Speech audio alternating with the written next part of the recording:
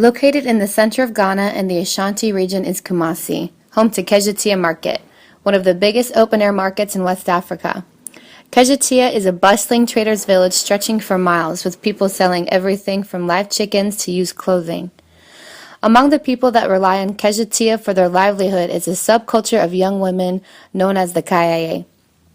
These are somewhat of a nomadic group from the northern regions of Ghana who normally rely on farming and travel to Kejetia seasonally and temporarily to make money during the dry season when the crops die out. These girls roam the streets and markets looking for people who need a load of goods carried from one place to another. They load these items into giant tubs and transport them atop their heads, which has given them the term head porters. A day's pay as a head porter often amounts to less than $1. A good day is maybe 4. There are many dangers associated with this lifestyle. Since the work is temporary, the girls often live in shantytown communities, sleeping up to 12 people to a small room on dirty floors. Conditions are often unsanitary with little protection from the elements and malaria-carrying mosquitoes.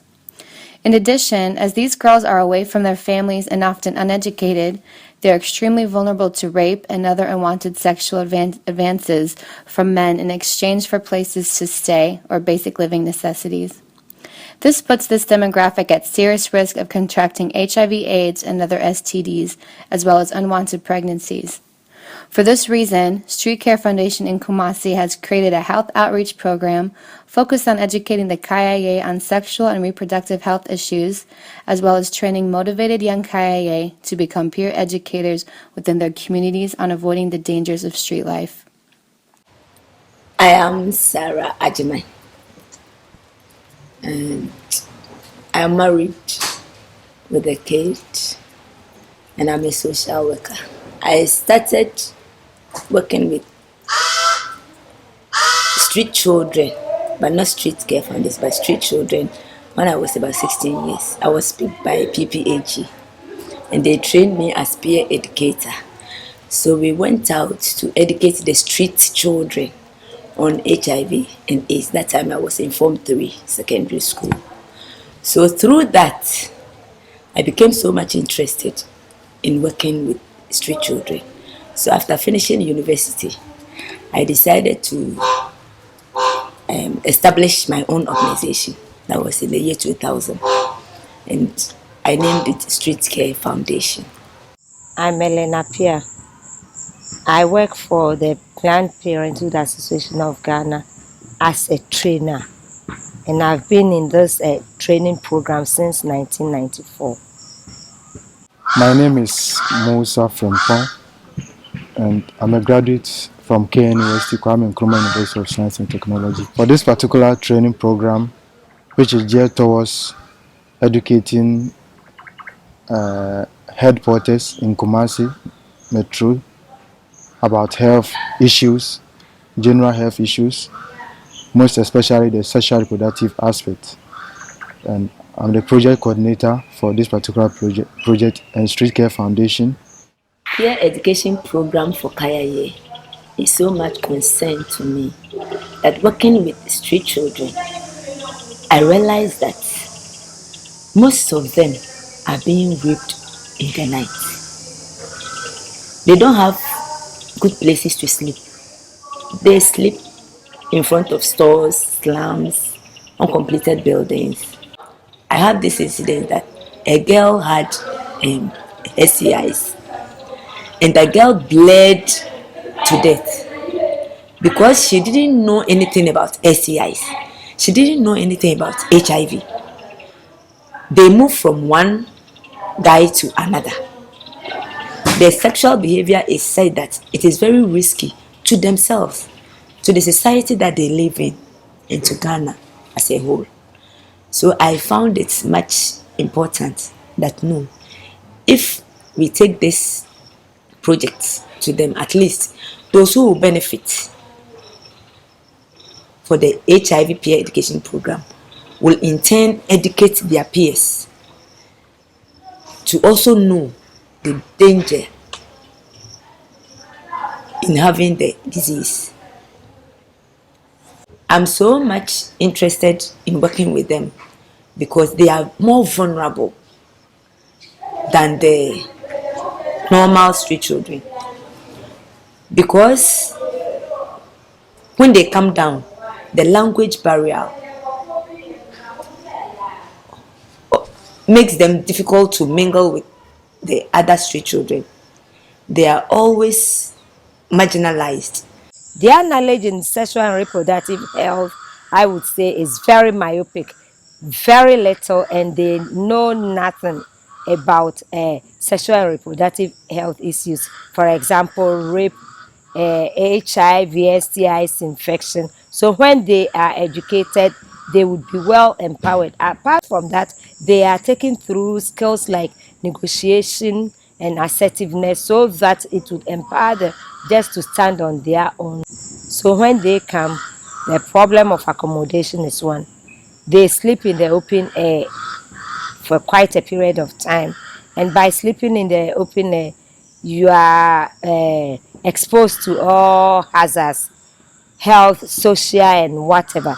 Aside that, once they sleep in the open air, they are also at the risk of being raped. Sexual harassment came to light that after they have raped you, some would say, I just want to establish a relationship with you. So the girl would agree. And with their little knowledge in sexual and reproductive health issues, pregnancy and its related complications, menstrual cycle, and whatever, one would get pregnant without even knowing that she is pregnant. And when things come to light that I'm now pregnant and then you inform the boy, they told us they would just deny, I'm not responsible. My name is Amato. I come from Tambak, Northern region. I am 18 of age. Even cry, you are going, and somehow just call you and want to spoil your life, don't knowing that it's because of money that you are here. So that thing is also problem to me because I don't come here for boys. I come here to make money and go back to my school. Apart from the educational aspect of the program, they receive a lot of benefits. For me, the socialization aspect is more than any other thing because these girls have been grouped into one place. They were selected from different locations, and that is the first time some of them meeting others. So the socialization aspect is good. My inspiration for working with Street Care Foundation, as the name goes, is a organization targeted at the marginalized people in our society. And when I look at this group of people, they are those that lack a lot of opportunity and resources in our society. So when I came across the foundation and the activities barely 4 years ago, I automatically had the attachment for it, and ever since then I have been handling projects and activities for the organization where we are into empowering young people, especially those who are on the street and those who don't have parents, who don't have institutions, little education or no education. Some have no homes to even sleep, and a lot of things that they lack in in their lives. So I saw the need to come on board and help Street Care Foundation help develop these marginalized people in our societies. My name is Sharifa Yakub. I'm 28 years and I'm from Kumasi, here in Ashanti region. I joined this program because I thought it will help. Not me alone, but if I should go out there, I'll be able to help others too. So that's why I joined, not specifically for my own interest, but I'll benefit from it and others too will benefit from it. Because I know the kind of community that I live in. Talk to people, I mingle around with people. Though I don't have friends, but I associate, whenever there is a gathering. So I'll know how to talk to people. That's why I joined. My name is Minisetia. I came from Bolgatanga. I'm come here to learn somebody as the others and learn how to protect myself as the other diseases. The training program began with the selected participants being picked up in their various communities.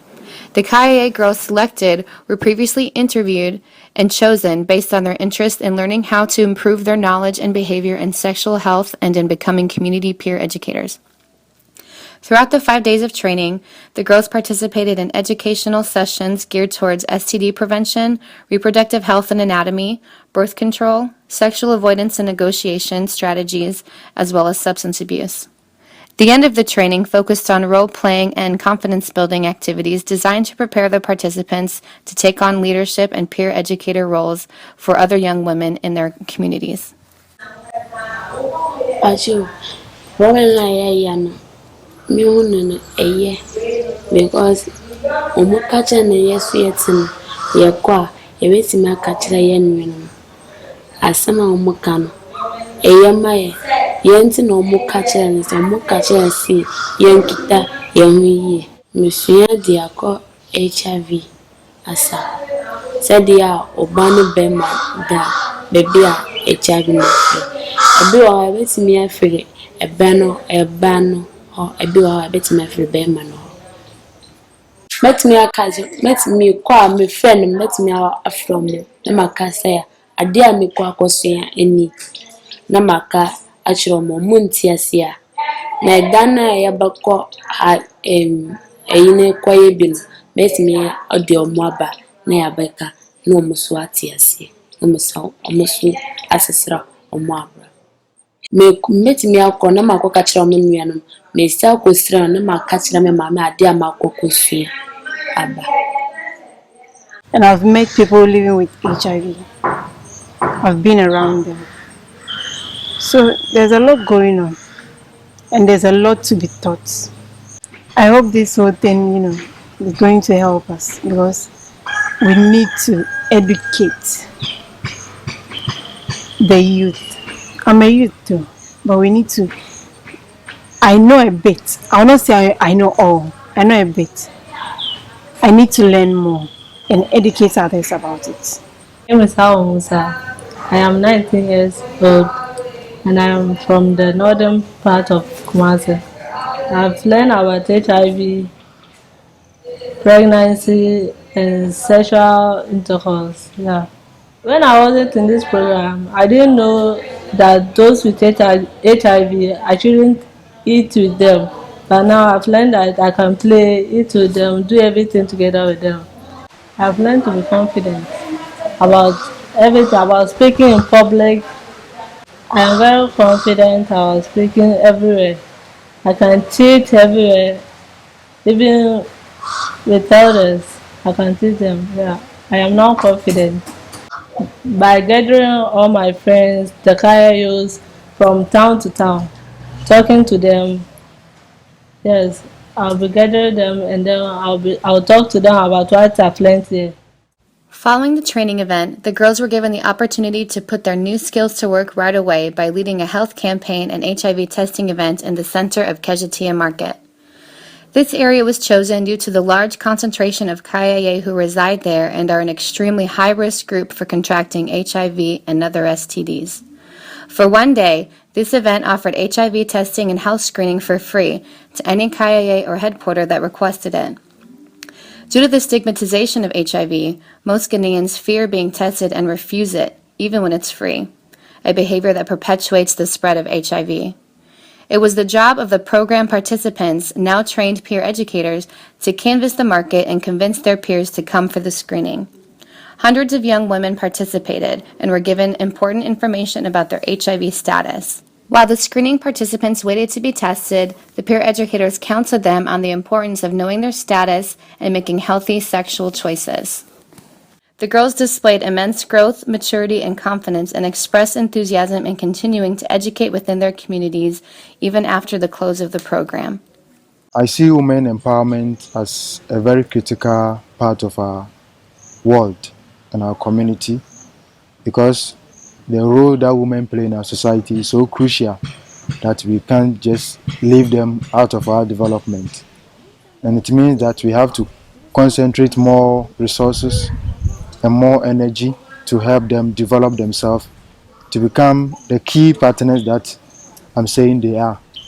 Because if you look at our society, it is the women who are raising our children, it is the women who are taking care of our homes. And lately, we have had a lot of great women who have risen to higher positions and become influential people in our society. So I see that women empowerment can't be left out in our global and even national development agenda. So we are entreating and pleading on organizations to help us develop this project into a much bigger scale, countryside and even outside. We can do this project on a much bigger scale to help develop these headquarters and other marginalized young people and other people on the street. I intended having a center, that is a training center. Yeah, I had a land at Achiasi, that's about 5 plots of land, so that if I get maybe a donor, that donor will put up like an orphan. That place will not be an orphanage, but it will be a rehabilitation center for the children, so that they will be there, and people will come from outside. Doctors will come and talk to them. Social welfare. I'll give them education. If some of them want to learn vocational, I'll just set up everything there, so that if they will be there for even 5 years, and I'll be able to rehabilitate them at the end of the 5 years, then I'll know that this group of people are under my care and I have been able to give them the best of what I intend to give them. I always want to know their problems and wish that I have the power to at least help them, because listening to some of them, their stories is pathetic, and that it touches you, and you always feel that you want to help the person, but if you don't have the means to help the person, what else will you do? You have to ask somebody to help you in order to help the person. So my message is that if anyone is being touched by this documentary that we are doing, the person should not hesitate to contact Street Care Foundation in Ghana, so that we will all be able to help our dear vulnerable children who are marginalized for so long a time. They need help, they need our support.